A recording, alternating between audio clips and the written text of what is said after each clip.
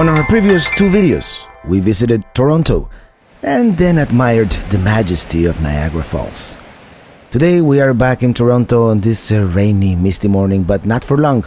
It is our intention to begin driving east towards Kingston, Gananoque, and the famous 1,000 Islands of the St. Lawrence River. So, let's hop on our red car and hit the road, shall we?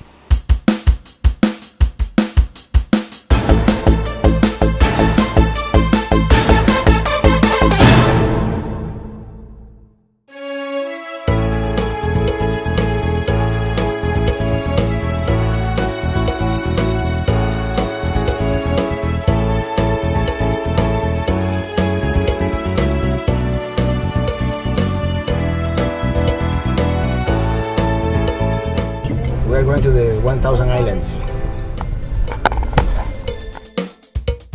The quality, the enjoyment of your trip is highly determined by the quality of the weather. And on this particular occasion, Mother Nature doesn't really want to cooperate. The drive is nearly 3 hours, and the weather doesn't let up much. But we make a quick stop halfway near Trenton. We decide to take a secondary road to see some of the countryside. Now crossing downtown Trenton.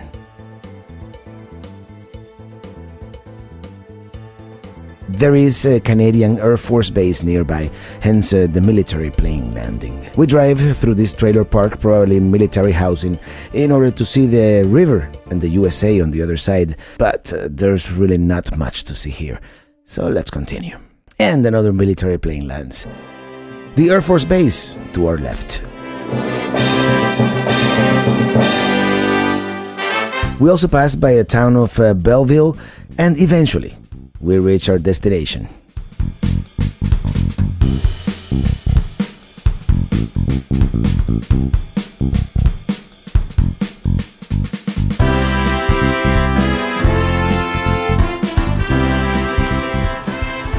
Eventually we arrive at Gananoque, where we will board a boat for a tour of the 1,000 Islands, and our boat arrives soon enough.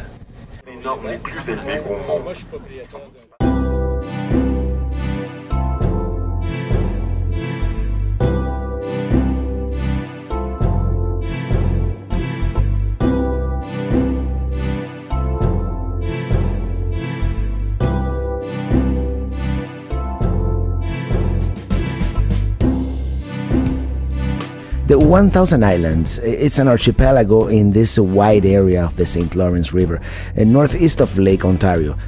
It is, to be exact, 1,864 islands. The river is the border between the United States and Canada, so some of the islands are part of either country. Actually, for it to be considered an island here, it must be above water all year round, have an area of more than 1 square foot, really, just 1 square foot, and have at least one living tree. So that's so much more reasonable. Anyway, today we are visiting a small part of the archipelago, mostly on the Canadian side of the river, near the town of Gananoque.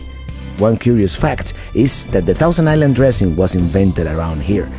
According to the Book of Knowledge, at the turn of the 20th century, some lady called Sophie Lalonde, who lived in Clayton, New York, served this type of salad dressing to her guests.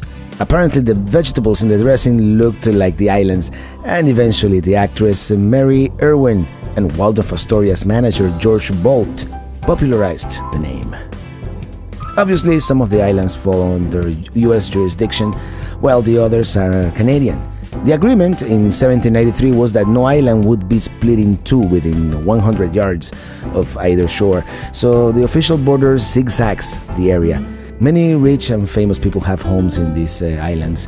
I find it particularly interesting, all the small houses barely covering the surface of an island. Must be pretty cool and interesting owning property here for the 400 or so permanent residents of the area.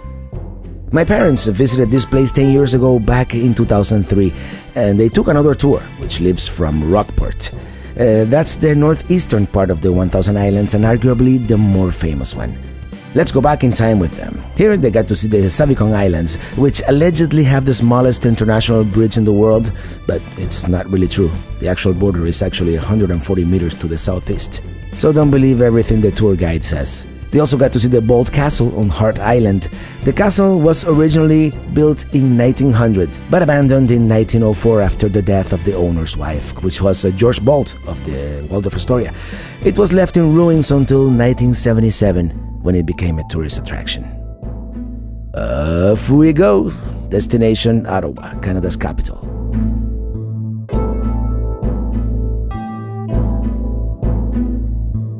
Before heading north, however, we are going to pass by the historic town of Kingston.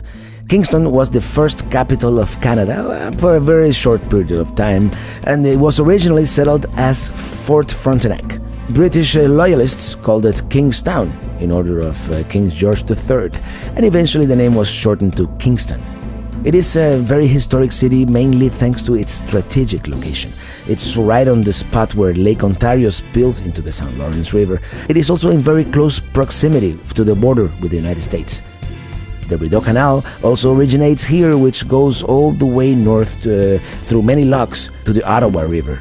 It was our original idea to eat here in Kingston, but it's around 6 p.m.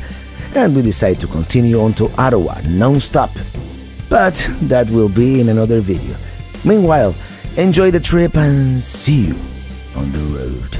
I am Robert Morales, wishing you happy travels. Ciao!